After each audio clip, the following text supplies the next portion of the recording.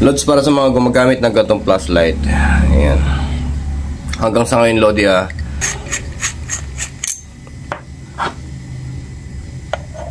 yung kanyang takip, Lodi, ay waterproofing. Ayan. Meron siyang water seal dito, which is yung rubber. At ang kanyang battery ay isang 2.4 battery na nickel cad. Ayan siya, makikita nyo dito ay meron siyang 2.4 volts, 1,800 mAh. Kung makikita natin dito, Lodi, ay isang buong battery. Ayan. Pero nagtutong na siya, nag-leak na yan, kaya sira na, hindi na makapag-charge yung sariling charger nito. May sariling charger ito na sinasaksak sa EC, which is naglalabas yun ng 3 volts. Andun yung charger niya. Sa ngayon, Lodi, sabi ng tropa, wala naman daw siyang makitang gantong battery na buo na 2.4. Tama nga naman, Lodi, wala naman kasing buong battery na isahan lang na ganyan na 2.4 yung kanyang volts. Kalimitan, Lodi, ang battery ay 1.2, nag-uumpisa yan hanggang 1.5, then 3 volts, 3.7, yan yung mga battery. Pero yung 2.4 na ganito ay walang 2.4 na isang buo. Dalawa to. Ito, Lodi, yung example ng isang battery na 1.2. Ayan. 2,450 mAh. Ayan. Kung mapapansin nyo dito, ay mayroon siyang 1.2 volts. Ayan siya. 1.2 volts. Kaya pagka pinagdalawa mo to, ay nagiging 2.4. Okay? Ito, wala daw siyang mahanap, kahit yung mga kasama natin dyan daw sa San Jose na naggagawa ay walang makitang ganitong battery. Kasi nga, Lodi, ito, yung karga nito sa loob ay yung ginagamit sa mga barena na hand drill noong araw, which is nickel cad yung mga yon. Pagka itinulak mo to, makikita mo na dalawa sila. Ayan, o. Ito, wag mo itatapon, mga gamit to. Ayan. Gusto mo makakuha ng gantong klaseng battery na pang-replace mo dito, magbaklas ka ng yung baterya ng barena. Baka sakali, same sila ng battery na ito. Yan. Ito yon, naka-series doon sa handle na yon. Maaaring nakaganyan, maaaring naka... Depende kung anong posisyon nila. Kung gumamit sila ng 48, 24 volts, mga ganyan, naka-series yan. Naka-series, tapos yung iba... Yung pandulo may dalawang parallel. Ganun yung iba eh. Pero ito, di ko sure kung mayroon sa online. May nagsasabi na mayroon daw sa online. Pero sana nakakuha na yung tropa natin ng ganito. O iwan lang natin, baka nga hindi siya makakuha kasi nga buo yung sample niya. Ayan, hindi siya makahanap ng ganito siguro. Pero alam ko meron din nito eh. Kaya sabi ko nga, magagawa natin ang paraan yan, madali lang. Ngayon nga nakita natin dito, which is 2.4 volts, kaya kailangan natin ng dalawang 1.2, which is nickel cad din. Yung mga gantong battery, Lodi, nickel cad itong mga to. Hindi naman natin pwedeng karga ng lithium ito, o yung mga 3.7 na tinatawag. Hindi naman pwedeng ilagay kasi yon, kasi nga over voltage na. Pwede iilaw siya, pero mangingitim yung kanyang bulb dito. Kasi nga 3.7, compare mo to 2.4, pwede pa sa una. Pero sa katagalan, pinapainit niya ng pinapainit yung bumbilya. Mahirap naman yung bumbilya nito eh. Ayan, medyo rare yung bumbilya nito. Tsaka mahirap din palitan. Kaya ngayon, ang gagawin natin, napaka basic na repair. Kahit wala kang panghinang, pwede mo na siyang gawin. Ayan, kailangan mo lang yan. Tapos sukatan natin tong dating plastic niya. Ayan o.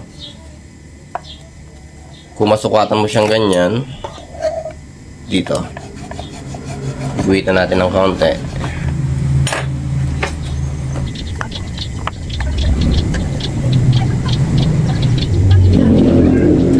Ayan. Putulin mo lang tong PVC. Ito yung ginagamit sa mga gripo natin. Pakaraniwang sukat lang to, Lodi. Ayan.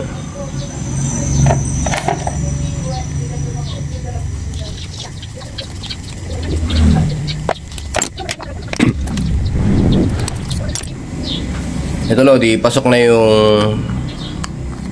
AA battery dito. Ayan. Ganyan siya, oh. Basta ang kunin natin pattern na yung plastic lang. Ito siya. Tapos pagkatapos niyan, syempre may gap siya ng konti. Pwede naman yan kahit may gap ng konti. Pero mas maganda kung may fix natin. Kailangan tayo ng 3 patong siguro na electrical tape dito. Para sakto yung align dun sa mismong loob ng flashlight. Yun sa terminal niya. Yan. Subukan natin.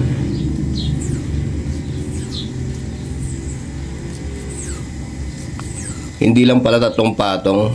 Ayan. Okay. Basta depende kung ano yung kanyang magiging lapat. Ito siya, oh. Halos lumapat na siya. Tapos sa kabila rin. Okay.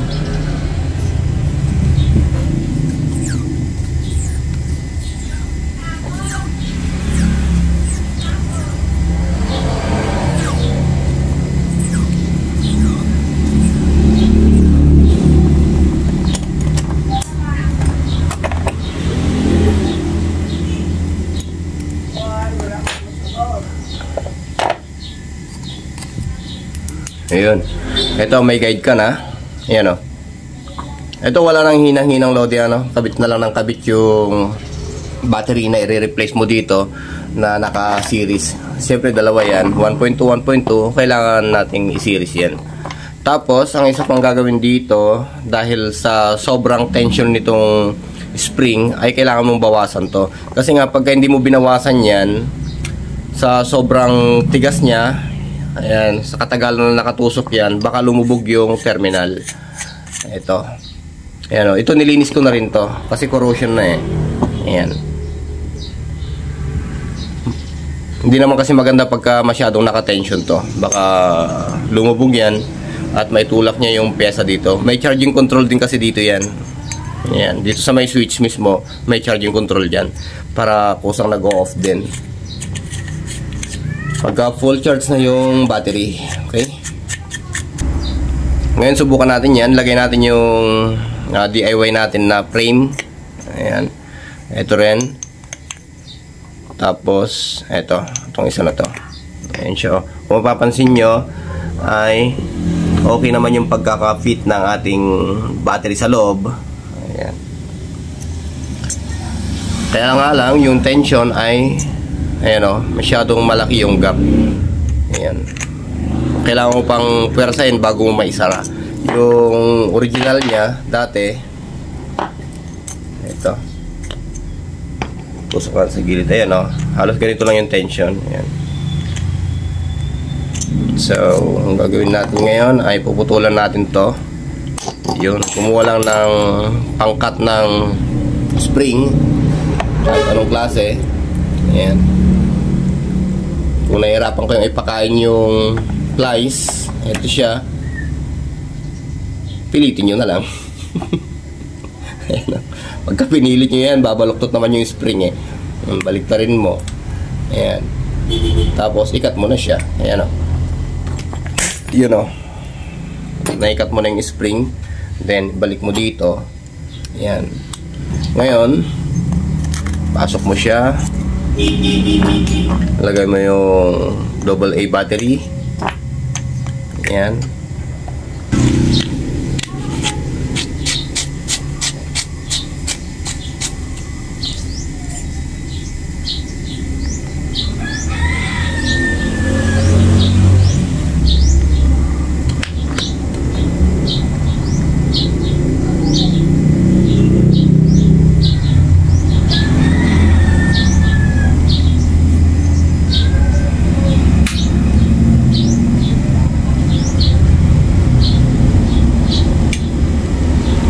Ngayon Lodi ay okay na yung ating flashlight at ganoon lamang kasimple Lods yung paggawa natin dito sa flashlight na to. Bali hindi makahanap ng replacement. Ayan, DIY na replacement yung ginawa natin dito. Gumamit lang tayo ng ayan,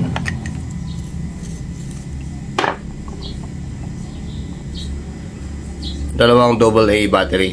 Rechargeable din yan Lods. Ayan. Ito.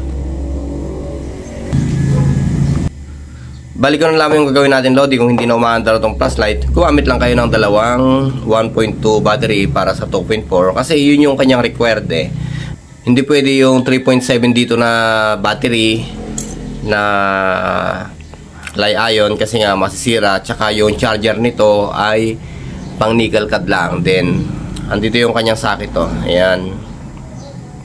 Ito siya. May sinasaksak yan para ma-charge. Samantalang ito, nickel cad. Ito, nickel cad. Magkaiba lang sila ng taba at size. Pero pasok yan sa ginawa nating DIY. Ngayon, hindi na siya mamumroblema. Ayan. Kasi wala nga siyang mahanap na buong battery na 2.4 eh. Akala siguro ng tropa ay buo yan na 2.4. Pero ito ay pinagsama lang yan na series. Tapos kinargahan ng housing. Kaya kung titignan mo yung battery ay parang isang buo lang siya. Okay? So hanggang dito muna siguro, Lodi. Sana may counting tips akong naibigay sa inyo. Ito siya yung battery natin na DIY.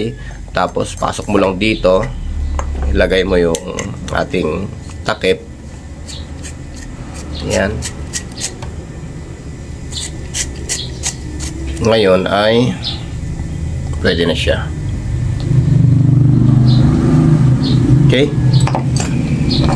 Ito yung kanyang dating battery. Ayan. So hanggang dito muna, Lodi. Maraming salamat at magandang buhay. 73 po sa ating lahat.